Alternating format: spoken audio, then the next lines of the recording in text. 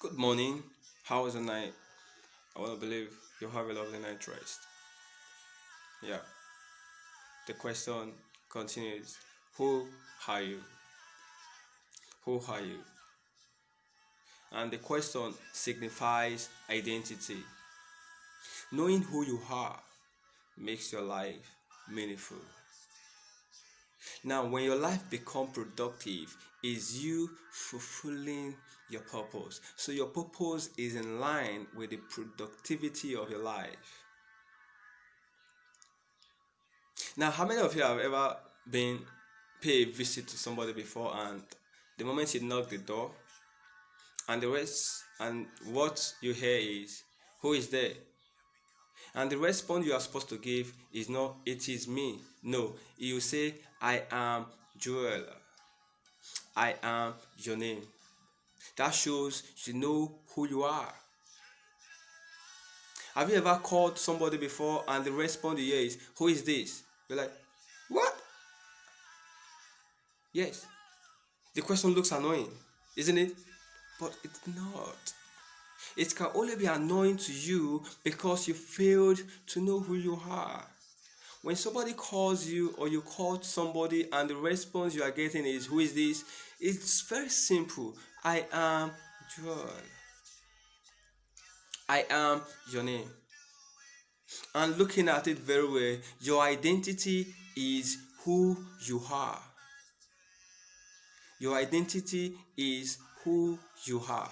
And remember, when you are trying to talk about yourself, you use the word I am. And the word I am signifies God's names. That means your identity is found in God's existence. The word I am is God's name, which is found in the book of Exodus chapter 3 verse 14. Yeah. And one thing you need to understand is this, that what you don't know about yourself can easily be stolen from you without you suffering any sense of loss. Yeah, without you suffering any sense of loss. Why? Because you don't know the importance of what you've missed. For example, you have a cell phone and you know the advantages of your cell phone. Trust me, when you misplace your cell phone, people will like, I'm not concerned about the cell phone. My concern is my SIM card. Why?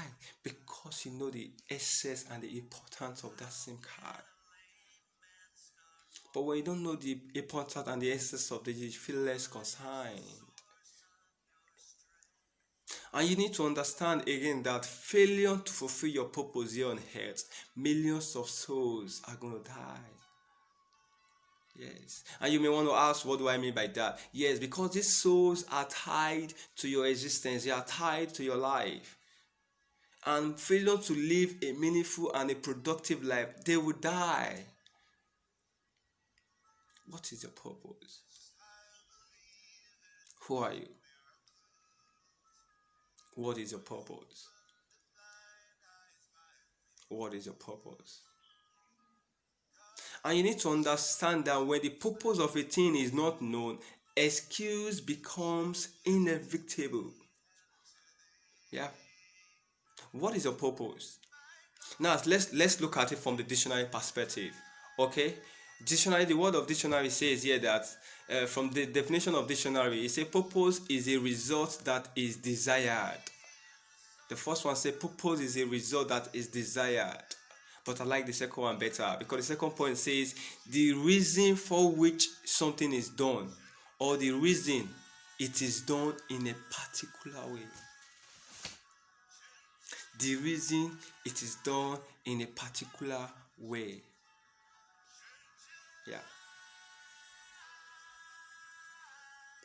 Now, let me give a practical example of my spiritual father, Pastor Paul Adeolu Adefarasi. Sometimes whenever he is ministering, he uses the word 23 years ago, 22 years ago, 23 years ago, I was on the street, a drug addict.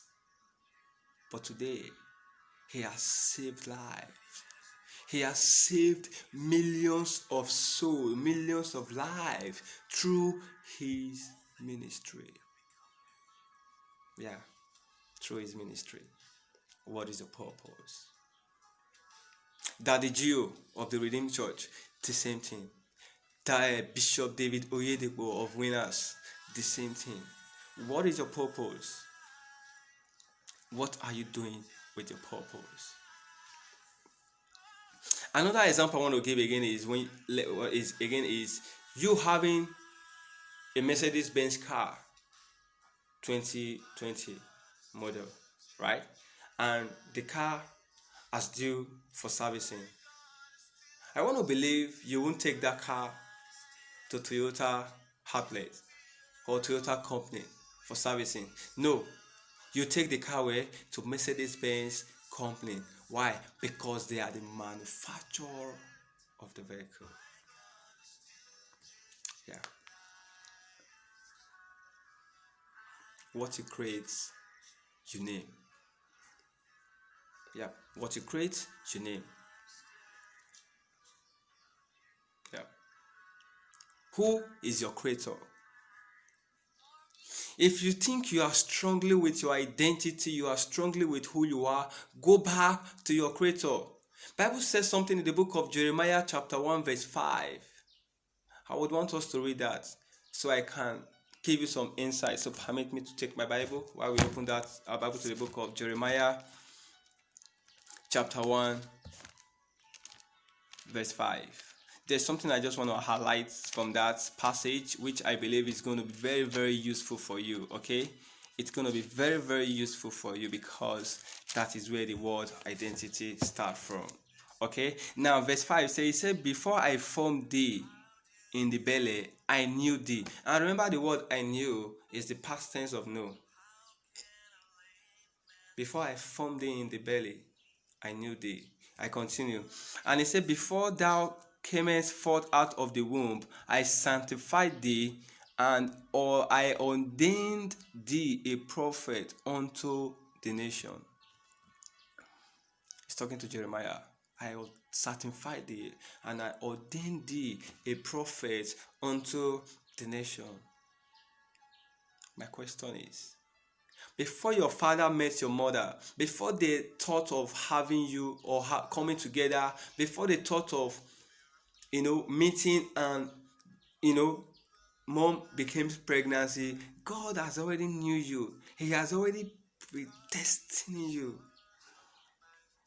So the question now is this: what has God sanctified you with?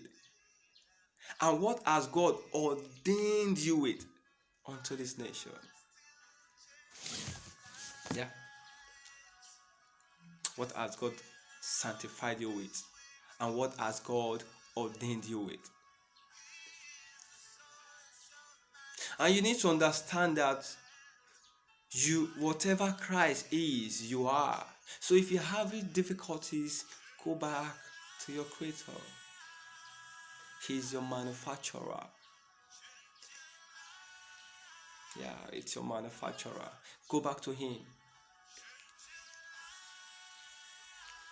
Yeah, go back to him.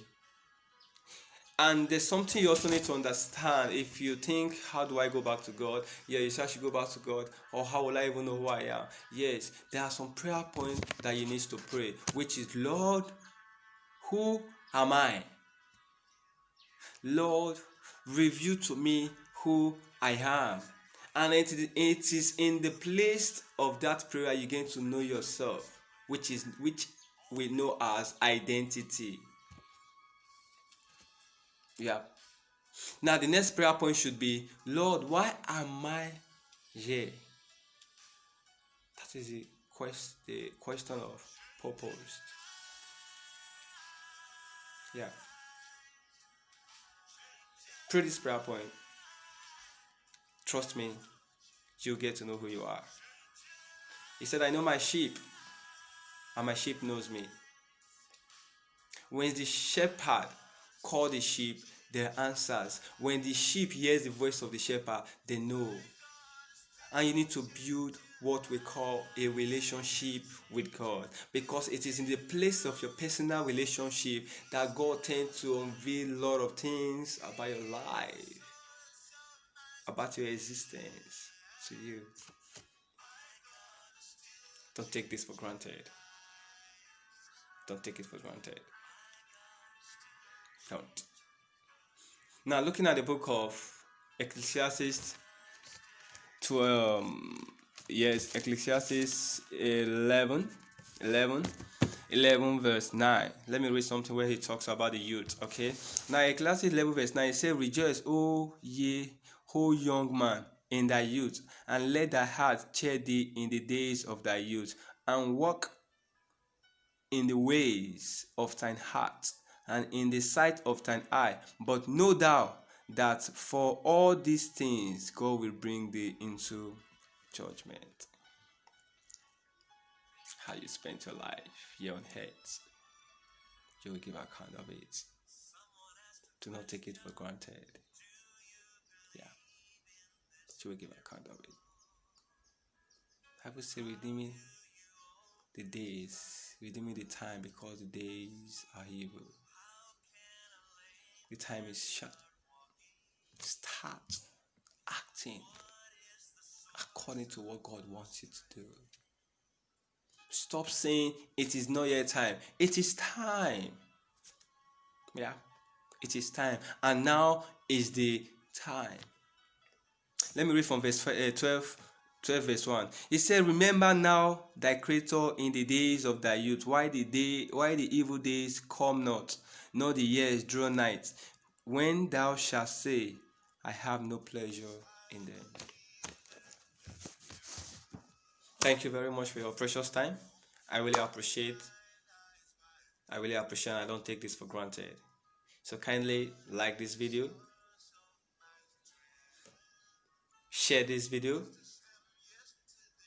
comment, and most importantly, subscribe to this channel so you can be getting any further updated video. Thank you very much. Do have a lovely day and enjoy your day.